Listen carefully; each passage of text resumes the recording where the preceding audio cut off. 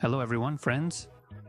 Before you watch this video, I wanted to remind you once again, if you're interested in the topic of developing a doctor's personal brand and your professional social networks, you can read this book, join the online course on building a dentist's personal brand, or sign up for one-on-one personal coaching with me. All the details can be found at the links in the description. I wish you an enjoyable viewing experience and see you at the training. In today's video, we're going to talk about why doctors work so much. I would highlight several main stages in a doctor's career. In my highly subjective opinion, the first stage is roughly up to the age of 30. This is the period when you work a lot without really thinking about money. In other words, everything is interesting to you and you want to learn as much as possible about this profession. Every day you discover something new, and so your curiosity combined with youthful idealism makes up for your exhaustion. That is, you don't feel tired while you're still young. All through university, you lived and dreamed of the day when that moment would finally come, when you could finally start practicing and see your first patients. You're willing to work almost for free for as many hours as it takes because you're gaining experience. And some employers are very skilled at taking advantage of this, using up your time for next to nothing. That's what I started thinking about. It turns out that for the first 10 to 15 years after school, you trade your time for professional experience. So during all that time, you're learning your profession and nothing else, simply because you just don't have enough time for anything else. In other words, you're acquiring skills that, as all the senior colleagues say, will eventually bring you money. And it all sounds very clear, very logical. Then comes the second stage. After that, you master the skills. And by your 30s or so, you start to feel more or less confident and comfortable working with patients. You start earning your first more or less substantial money, and your next goal becomes opening your own dental clinic, because after all, what successful doctor doesn't have their own clinic? Isn't that right? That's what they tell you. So you save up money for this goal, and on top of that, you regularly invest in education to keep your dental skills up to date. Stage 3, you open your own clinic. You've invested your savings, taken out loans, and borrowed money from friends. Now you're not just a doctor anymore. Now you're also a businessman, an entrepreneur. You also need to learn entrepreneurial skills, plus keep working as a doctor and continue your education in this field as well. Because medicine is always evolving and you need to have the most up-to-date, relevant knowledge above all else. You're always running after something. You don't have a single moment to stop and actually reflect on your life. You have to pay off loans and debts, pay salaries, support your family, because by this time you already have a family and you have less and less time and energy. And as a result, you spend your whole life trying to catch up, working for money instead of the other way around.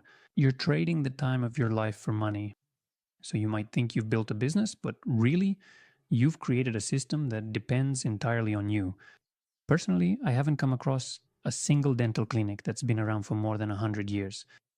In other words, the business doesn't stand the test of time. Imagine you've invested your whole life into this business, into your clinic. Even if your son or daughter continues your legacy, by the third or fourth generation, everything will almost certainly fall apart, right? So after analyzing all this, you realize that even though you're moving up the dental career ladder step by step, it's as if you're just creating even more work for yourself. You have less and less time for your family, for hobbies, for, well, in general, for things like traveling or for any kind of self-development outside of dentistry. Even just something as simple as having time to read a book. So it turns out that while we're chasing after higher earnings, everything has its flip side and its own price. And it seems like you're earning more at that point, for example, when you open your own clinic. Again, that's the story, but not everyone has a positive experience with it. So if we compare, say, net profit and not just measure ourselves by all these turnovers, right? Like, I have a turnover of 100 million, I have 200 million, 300 million in turnover. If we look at all this through the lens of net profit, how much you actually take home as a business owner or as a doctor, for example, and also factor in the time you've invested, then the numbers turn out to be not all that pleasant or rosy, to be honest. So just imagine you've spent your whole life always playing catch up, and to say that you've earned a lot, well, you probably can't really say that. Now, I have a lot of acquaintances from other fields, and I realize that the kind of money that's considered huge in dentistry, then you meet people, say a small company of 5 people making like $1 million a month. And you wonder, where is the fairness in that? Where is the justice? I don't know. So where is that solution? How do you find the optimal balance between work and, well, just time for life in general? Again, I want to mention my very recent and insightful podcast discussion with the highly respected Dr. Kyle Stanley. In this particular episode, he delved deeply into the crucial topic of how to effectively navigate and ultimately overcome the challenging experiences of emotional burnout and the pervasive impact of stress, offering practical strategies and valuable insights for listeners seeking relief and resilience in their daily lives. Because when you're in that kind of mode, the issue of emotional burnout isn't a matter of statistics, whether it will happen to you or not. It's a matter of time. When will it happen? So how many more years can you keep up at that pace and rhythm? It's very difficult to just focus on medicine when you also need to develop management skills, attend various trainings, constantly study something, and generally be involved in business development. That's how it is. Because when you work as an employee, you can focus solely on medicine. You work and study only medicine. The workday ends, and then you go take care of your own business and your own life. And by properly optimizing your work schedule, you don't have to think about anything except medicine. So you don't need to study business and you end up with a lot of free time. But why do doctors decide to open their own clinics?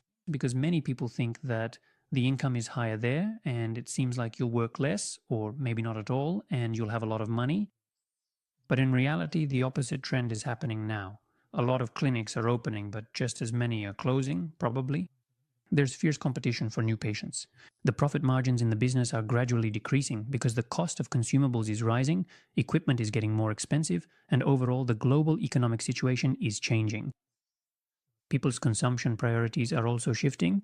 In some areas of healthcare, there is a trend of growth. But dentistry as a professional field seems to be in a truly unique and distinct category of its own, wouldn't you agree?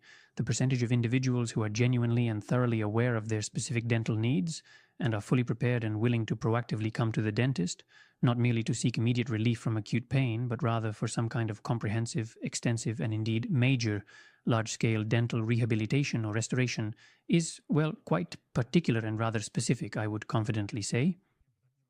What I'm getting at is that now, with the trend toward the internet, social networks, the growth of blogs and personal brands, there are now many opportunities to increase your income. So, for example, if you feel that opening a clinic isn't really for you, maybe you don't even need to increase your income right now. You can still do it even while working as an employee.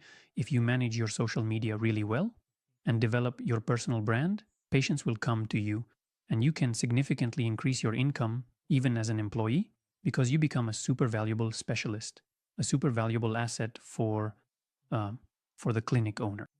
And any reasonable clinic manager, clinic owner, or proprietor will be willing to work with you on very favorable terms. All these steps that I mentioned show that the path to increasing your income doesn't always involve opening your own dental clinic. Very often, opening a clinic brings even more psychological stress, even more difficulties, and even more loans and debts. That is, well, any loan or debt means you are under stress, in a state of emotional tension. Plus, you look at all these social networks now, everyone seems super successful, everyone is delivering like full-mouth cases every day, right? So it seems like everything is just perfect for everyone. And you look at them and think, damn, if they can do it, I need to open a clinic too, to grow, to earn more, and so on. That's it. In short, it's not always like that. If you need advice on developing your blog and how to increase your income through social media, I'll leave a link in the description. Go check it out. There's a book, courses, and personal coaching available there. Study up and I'll be happy to help you with this. Thank you for your attention. Leave your questions and opinions in the comments and see you in the next videos. Bye bye.